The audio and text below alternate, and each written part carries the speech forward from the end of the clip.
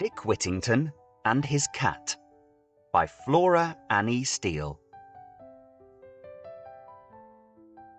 More than 500 years ago, there was a little boy named Dick Whittington, and this is true. His father and mother died when he was too young to work, and so poor little Dick was very badly off. He was quite glad to get the peels of the potatoes to eat, and a dry crust of bread now and then. And more than that, he did not often get, for the village where he lived was a very poor one, and the neighbours were not able to spare him much.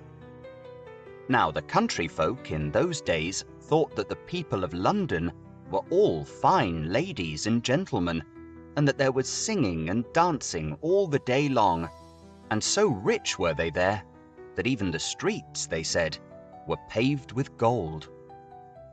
Dick used to sit by and listen while all these strange tales of the wealth of London were told, and it made him long to go and live there and have plenty to eat and fine clothes to wear, instead of the rags and hard fare that fell to his lot in the country. So one day, when a great wagon with 8 horses stopped on its way through the village, Dick made friends with the wagoner and begged to be taken with him to London. The man felt sorry for poor little Dick when he heard that he had no father or mother to take care of him, and saw how ragged and how badly in need of help he was. So he agreed to take him, and off they set. How far it was, and how many days they took over the journey, I do not know. But in due time, Dick found himself in the wonderful city which he had heard so much of, and pictured to himself so grandly. But oh, how disappointed he was when he got there! How dirty it was! And the people, how unlike the gay company with music and singing that he had dreamt of! He wandered up and down the streets, one after another, until he was tired out. But not one did he find that was paved with gold. Dirt in plenty he could see, but none of the gold that he thought to have put in his pockets as fast as he chose to pick it up. Little Dick ran about till he was tired, and it was growing dark, and at last he sat himself down in a corner and fell asleep. When morning came, he was very cold and hungry, and though he asked everyone he met to help him, only 1 or 2 gave him a halfpenny to buy some bread.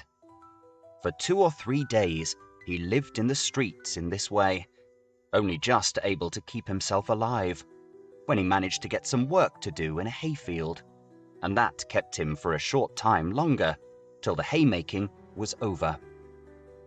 After this, he was as badly off as ever, and did not know where to turn.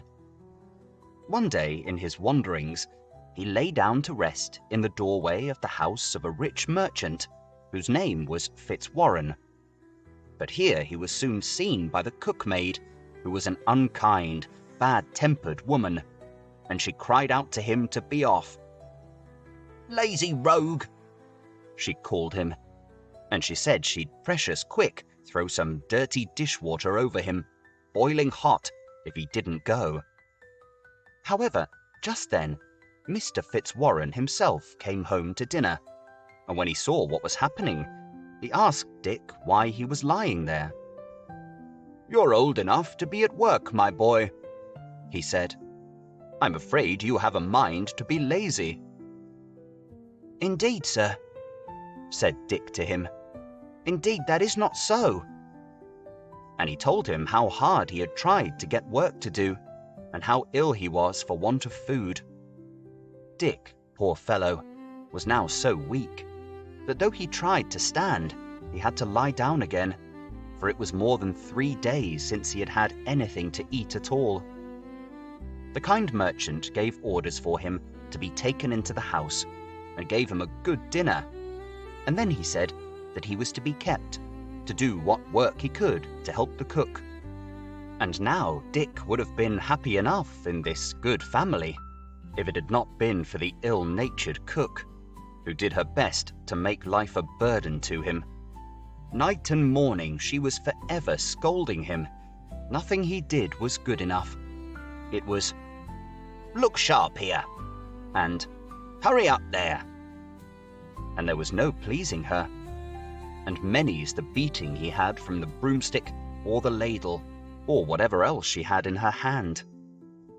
At last, it came to the ears of Miss Alice, Mr. Fitzwarren's daughter, how badly the cook was treating poor Dick.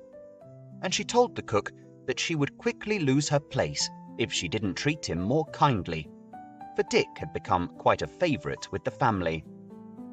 After that, the cook's behaviour was a little better. But Dick still had another hardship that he bore with difficulty, for he slept in a garret, where were so many holes in the walls and the floor, that every night, as he lay in bed, the room was overrun with rats and mice, and sometimes he could hardly sleep a wink. One day, when he had earned a penny for cleaning a gentleman's shoes, he met a little girl with a cat in her arms, and asked whether she would not sell it to him. "Yes, she would," she said, though the cat was such a good mouser that she was sorry to part with her. This just suited Dick, who kept Pussy up in his garret, feeding her on scraps of his own dinner that he saved for her every day. In a little while, he had no more bother with the rats and mice. Puss soon saw to that, and he slept sound every night. Soon after this, Mr. Fitzwarren had a ship ready to sail, and as it was his custom that all his servants should be given a chance of good fortune as well as himself, he called them all into the counting-house and asked them what they would send out. They all had something that they were willing to venture, except poor Dick, who had neither money nor goods, and so could send nothing. For this reason, he did not come into the room with the rest. But Miss Alice guessed what was the matter, and ordered him to be called in. She then said, "I will lay down some money for him out of my own purse."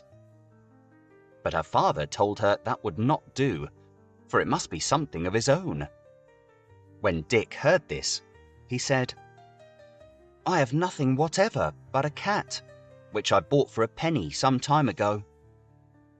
"Go, my boy, fetch your cat then," said his master, "and let her go."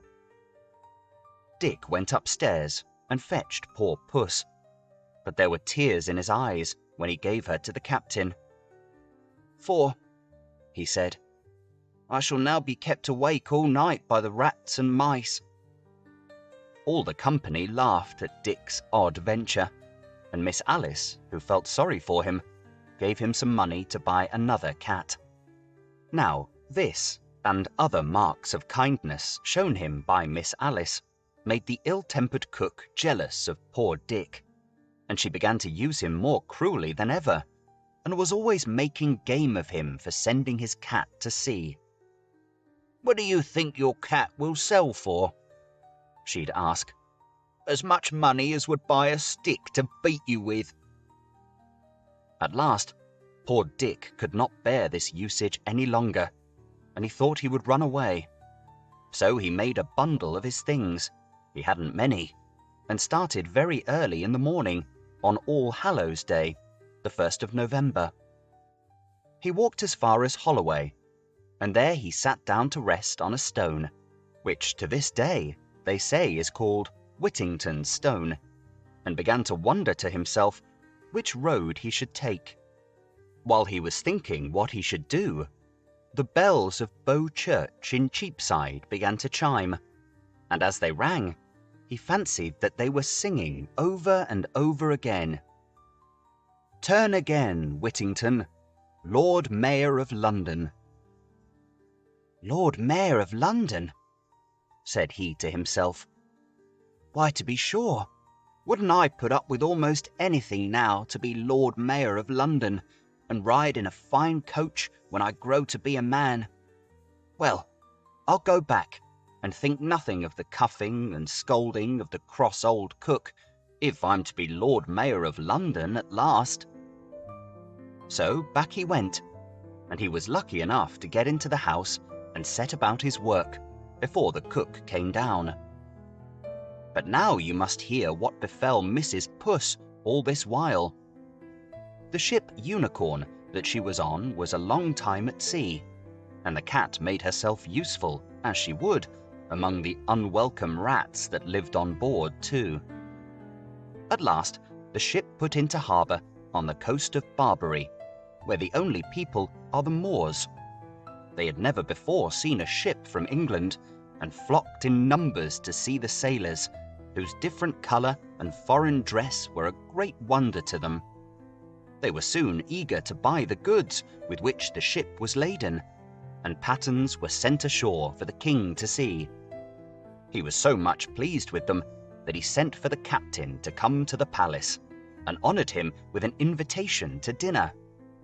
But no sooner were they seated, as is the custom there, on the fine rugs and carpets that covered the floor, than great numbers of rats and mice came scampering in, swarming over all the dishes, and helping themselves from all the good things there were to eat. The captain was amazed, and wondered whether they didn't find such a pest most unpleasant.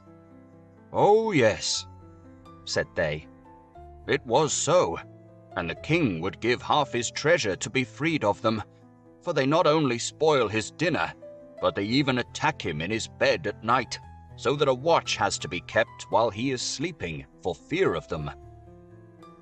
The captain was overjoyed. He thought at once of poor Dick Whittington and his cat, and said he had a creature on board ship that would soon do for all these vermin if she were there. Of course, when the king heard this, he was eager to possess this wonderful animal.